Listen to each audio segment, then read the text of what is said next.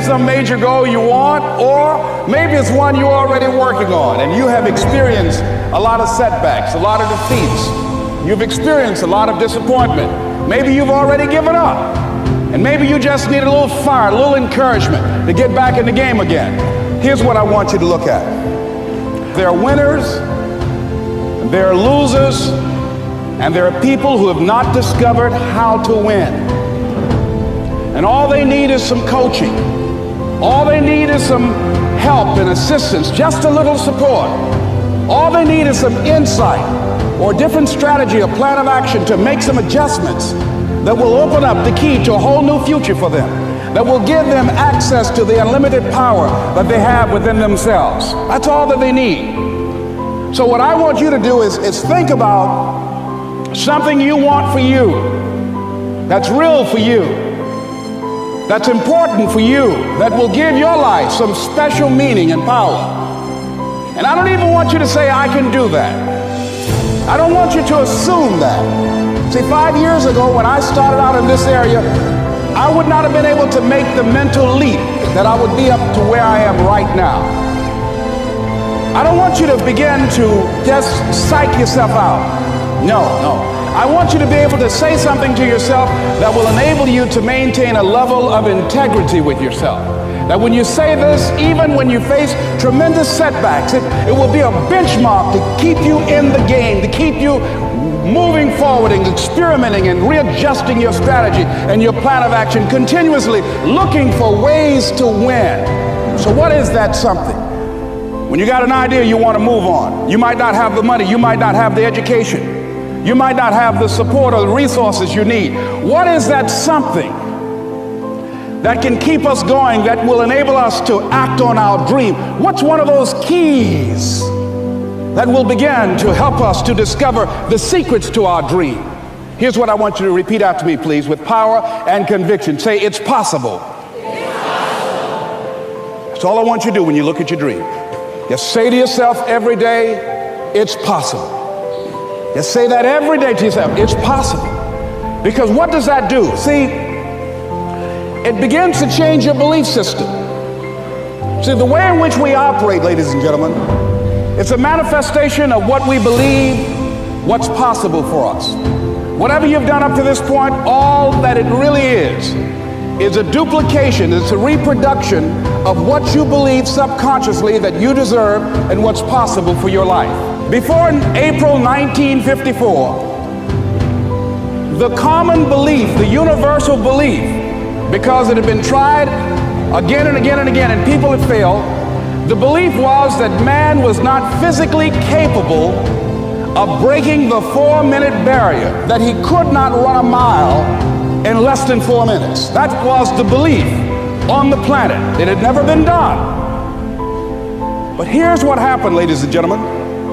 Roger Bannister came along, and he broke the 4-minute barrier.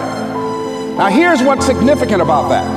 Since that time, up to this day, over 20,000 people have done it, including high school kids.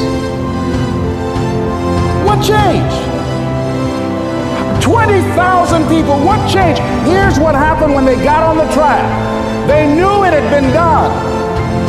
And because they knew it had been done, there was a new belief about this barrier, about this goal that was unreachable. And those 20,000 people got in a race believing, knowing in their heart that someone had done it, that it's possible, that they could do it. And I'm saying that if you know anybody that had some goal, some dream, something they wanted to do, and they did it, then I'm saying that you know in your heart that if someone has done it, then you can do it. It's possible. And that if someone can make that dream become a reality, that it's possible. There's no secret to success. There's a system to success. And no matter what organization you become a part of, the system works if you work it. If you don't work it, it won't work. But it works if you work it. And that's one 4-letter word that most people don't like. They're not willing to work. I have a friend who invited me to her brother's house to help him to get off drugs, to introduce him to a drug program that can help him. And I said, these people can help you, but you've got to be willing to do the work. And after we finished, he asked us to leave. And I'll never forget what she said. As we were going down the steps, she said, Les, I do apologize for wasting your time, but I realized when my brother knew that it would require work for him to get off drugs, that most people won't participate in their own rescue. And there are people who will be presented with an opportunity, who know that they could be laid off at any moment, who know that there's no such thing as job security, who know that them keeping their job has nothing to do with how good they are. And yet and still, they'll go to work and have knots in their stomachs, hoping when they open up an email that they have not been told this is your last day. They'll go to work hoping there's not a security guard standing by their desk with a box and say, empty your things in here and take them to the front door and escort them to the party. They go in there hoping it doesn't happen. Why? Because they don't want to. And I've got a saying, if life knocks you down, try and land on your back, because if you can look up, you can get up. See, a lot of people, because of failure, they stop believing. Let me share something with you. You will fail your way to success. Yes. 8 out of 10 millionaires have been financially bankrupt. You will fail your way to success.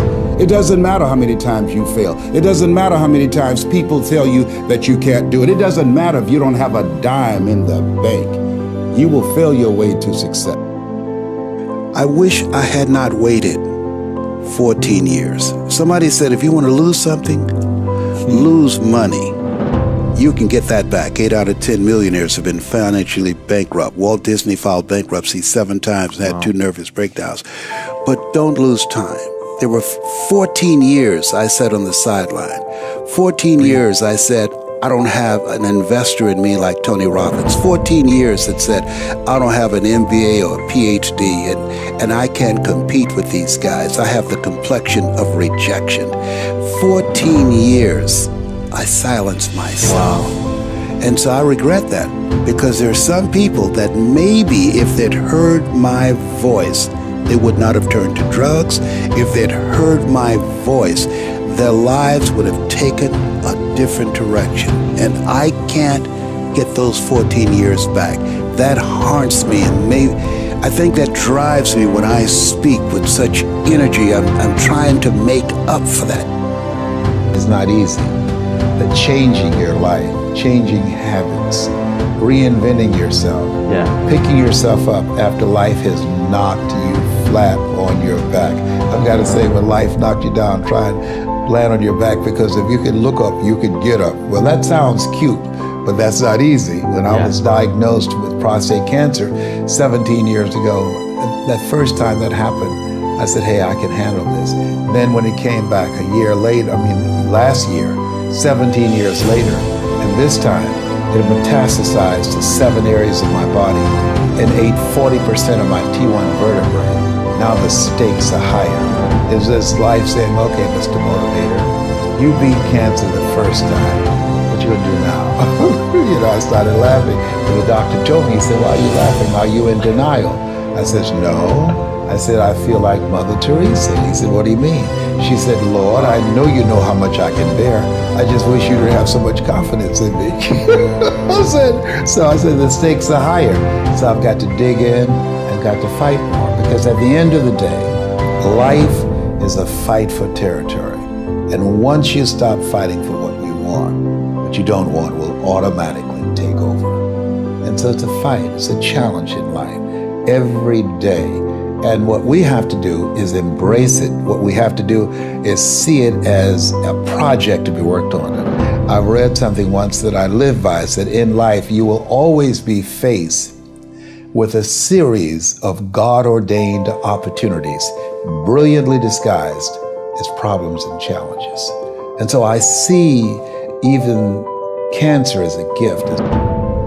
It was hard when just over 3 years ago, in the Penobscot building in Detroit, Michigan, where I was operating my business, and I fell on some hard times, and I was sleeping in my office. It was hard coming into the lobby, and the security said, "Excuse me, Mr. Brown, can we see you for a moment?" And I said, "Yes." And I walked up to the counter, and he gave me an envelope. And he said, "Would you mind reading it here?" And I opened the envelope, and the envelope was from management that said, "This is an office tower. It's not a hotel.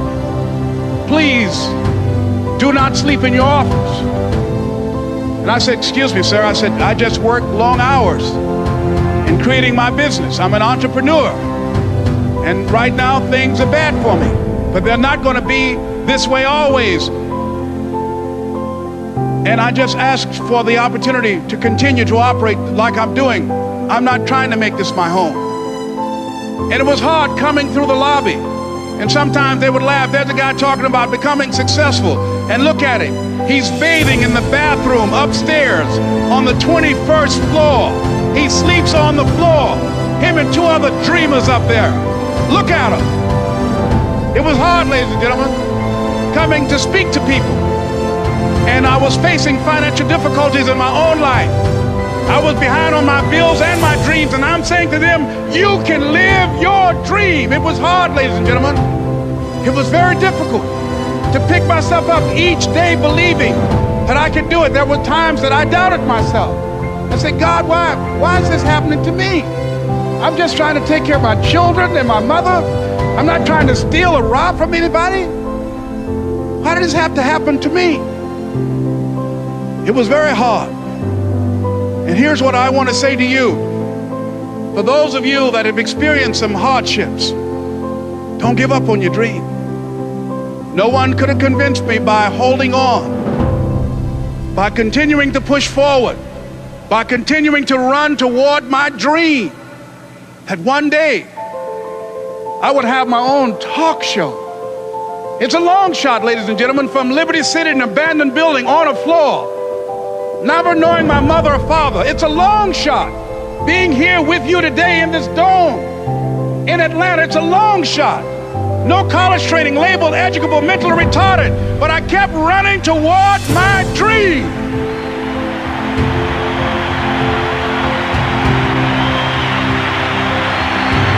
Don't stop.